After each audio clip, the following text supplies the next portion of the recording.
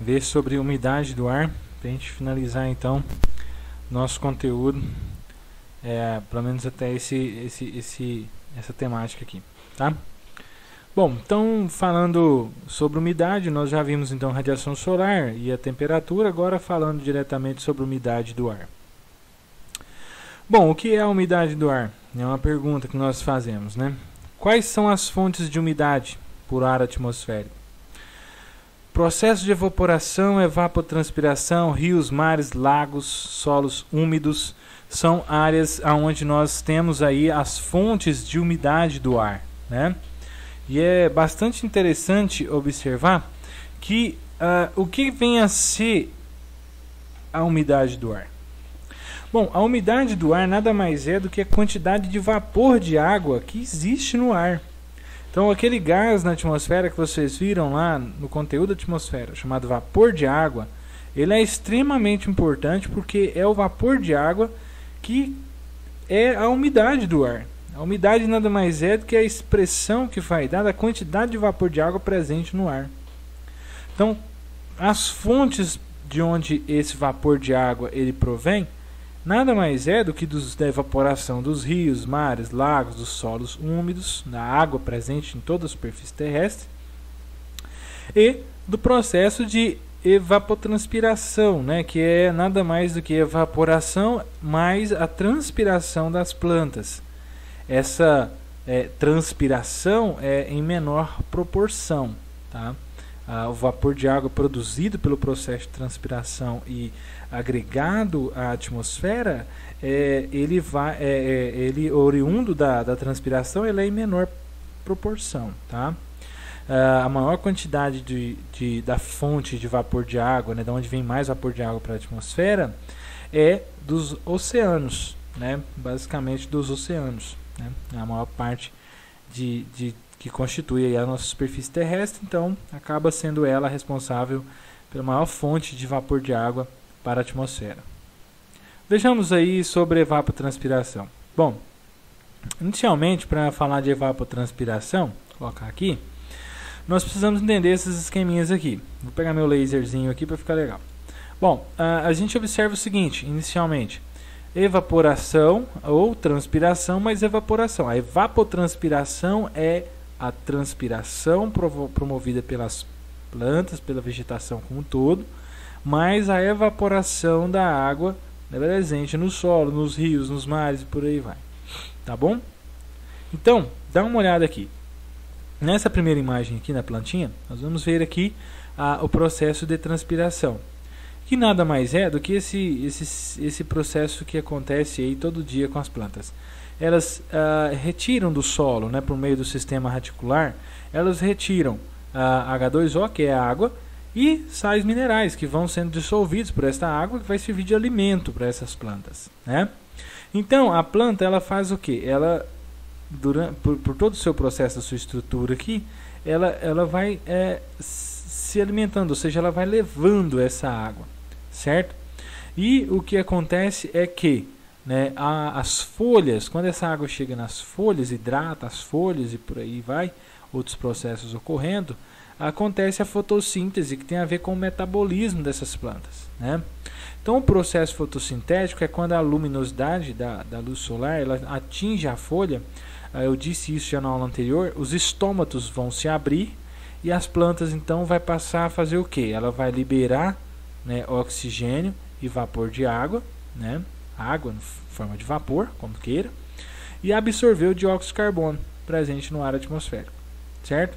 Então as plantas têm esse processozinho interessante que é promovido pela fotossíntese, e esse dióxido de carbono vai servir também de processos, né, para ativar os processos metabólicos aí da planta, tá ok?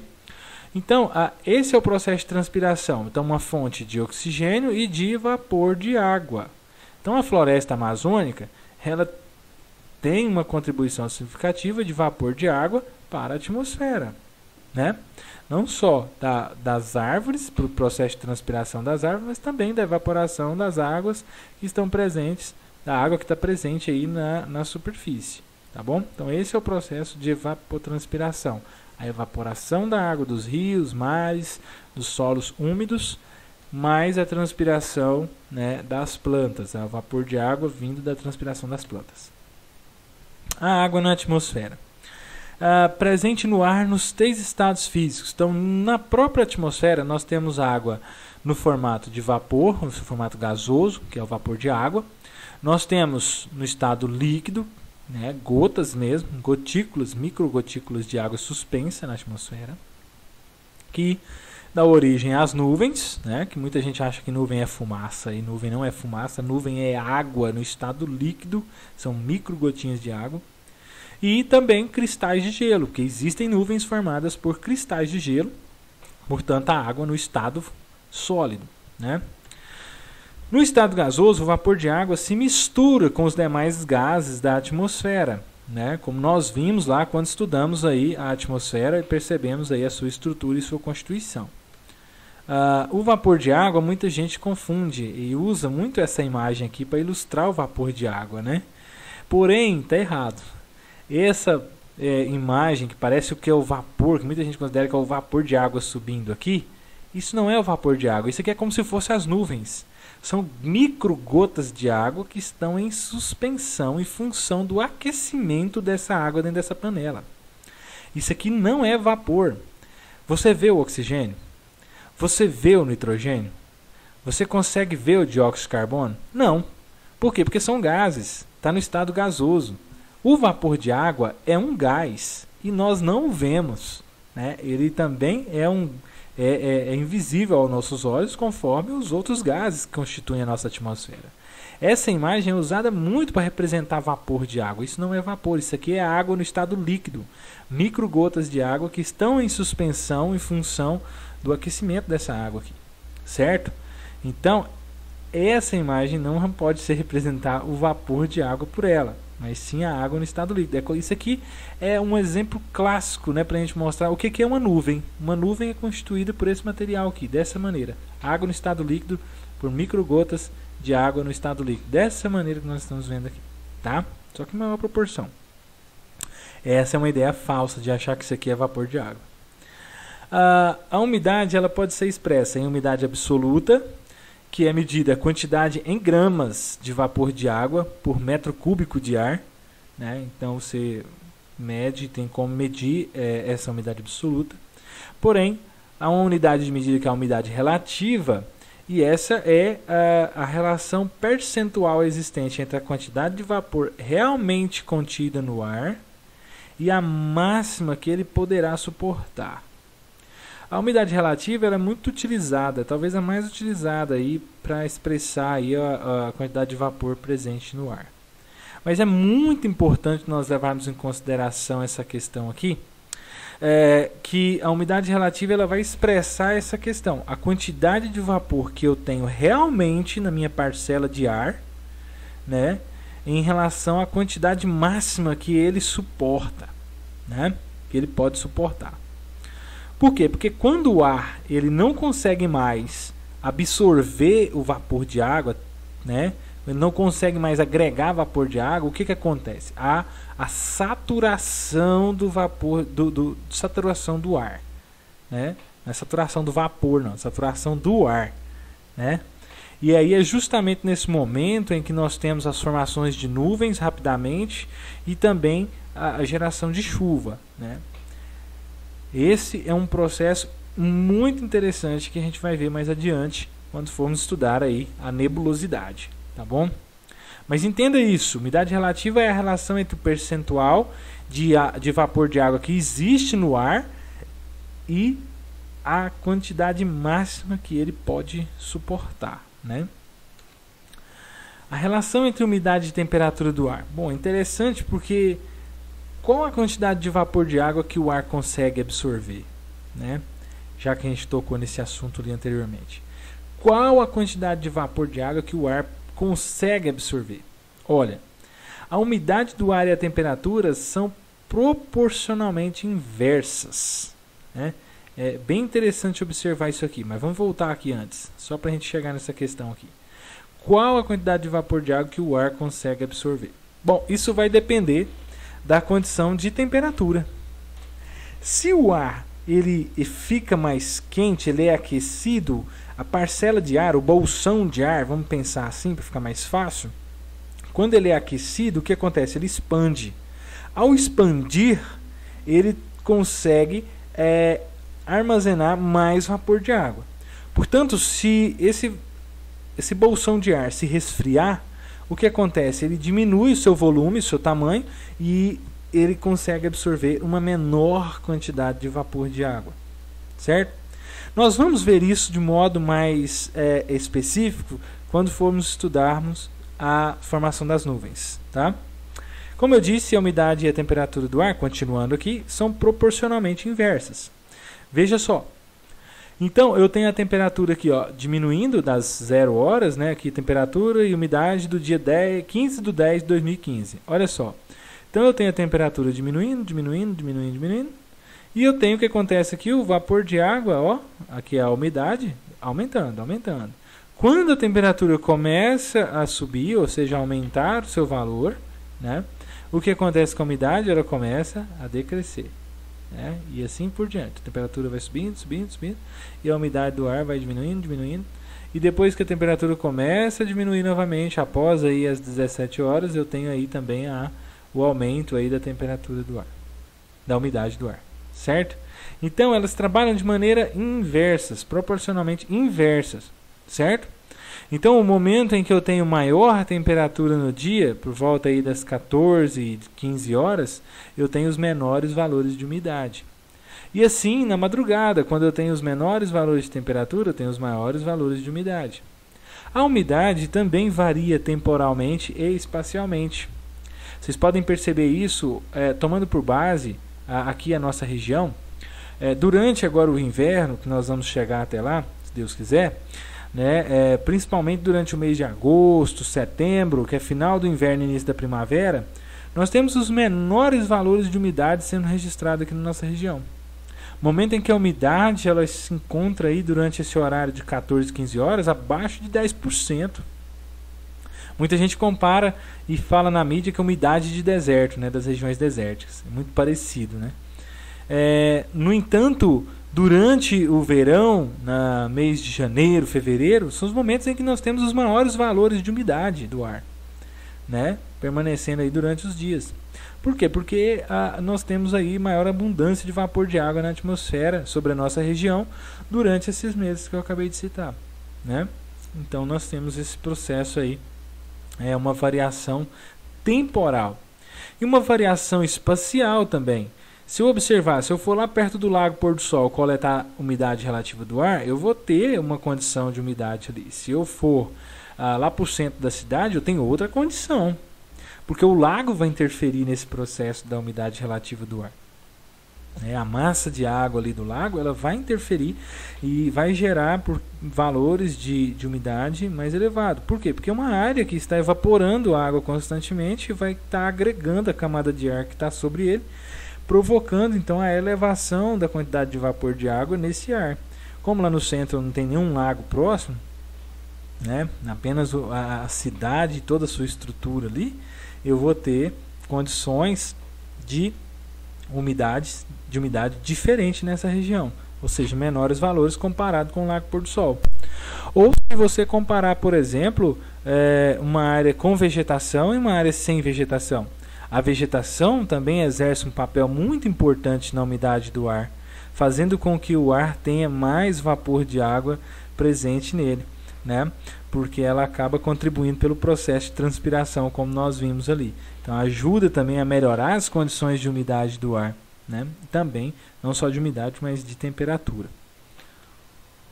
Bom, segundo a EOAD aqui, o vapor de água dá origem a todas as formas de condensação e precipitação atmosférica.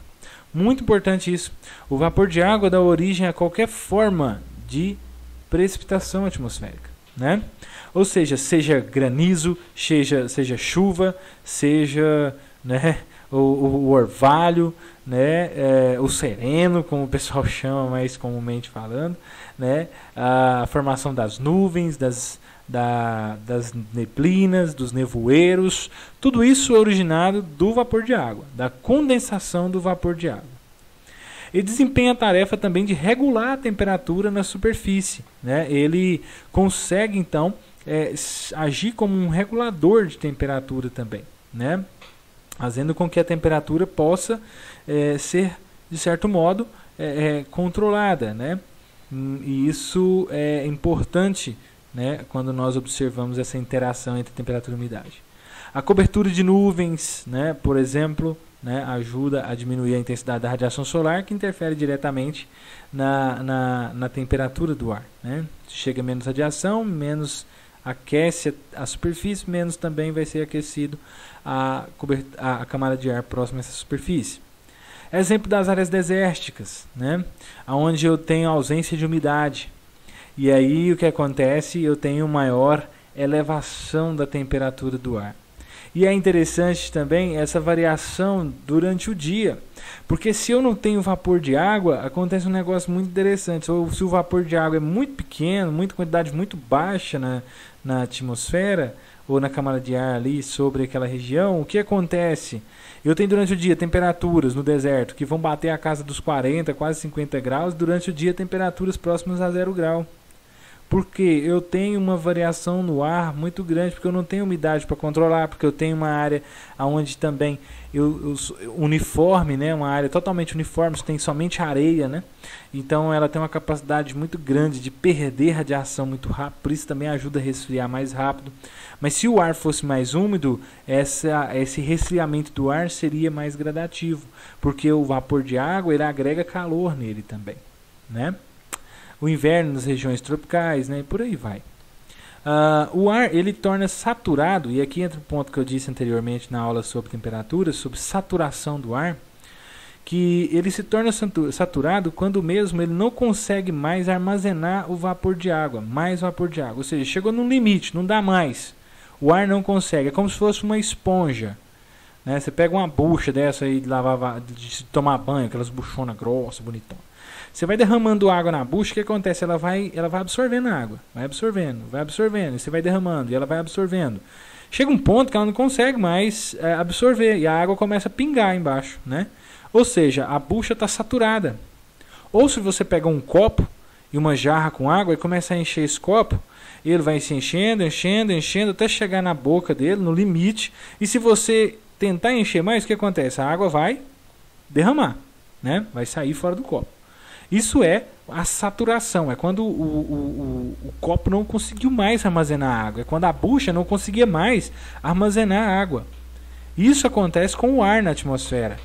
Então você tem um ar que vai agregando vapor de água, vai agregando, porém chega um ponto que ele não consegue mais absorver mais vapor de água. E aí é onde eu tenho processos de condensação mais intenso desse vapor de água, né, formando nuvens e até chegar à chuva, né? Então o ar ele atinge a saturação diante das seguintes condições. Vamos pensar aqui. A diminuição da temperatura, né? Então se eu diminuo a temperatura, o volume desse bolsão de ar ele diminui também. Ao diminuir, eu vou ter menos condição de absorver vapor de água. E eu posso chegar a uma condição de saturação, de não caber mais vapor de água dentro do bolsão de ar. Aumentando a quantidade de vapor de água presente no ar, ou seja, a temperatura se mantém normal e vai agregando vapor de água, vai agregando. Chega um ponto também que não cabe mais vapor de água dentro do bolsão de ar e ele está saturado. Outro ponto é reduzindo a temperatura e aumentando a quantidade de vapor de água, ou seja, juntando as duas coisas.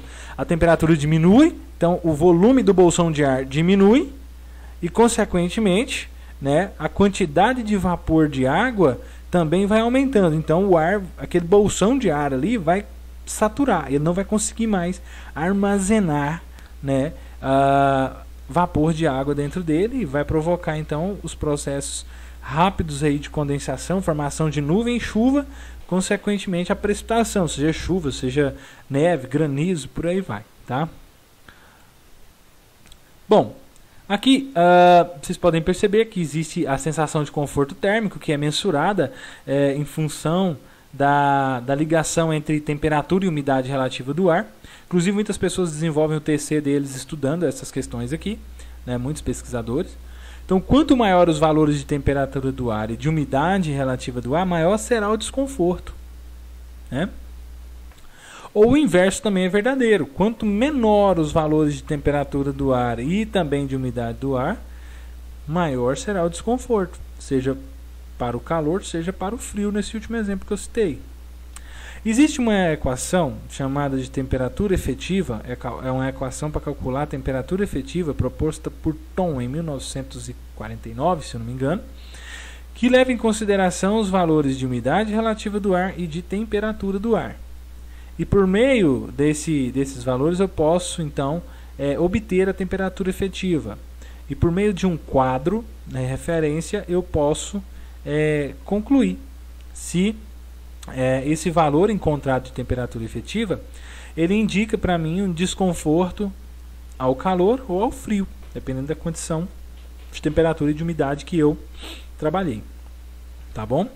Aqui tem um exemplo mostrando, né, temperatura efetiva com temperatura de 34, umidade de 68, temperatura de 45, umidade de 76, temperatura de 28, umidade de 80, né? Então eu tenho aqui as condições, né, de temperatura efetiva mediante as condições de temperatura e de umidade mensurada em um local. Não num exemplo, só para a gente explicar.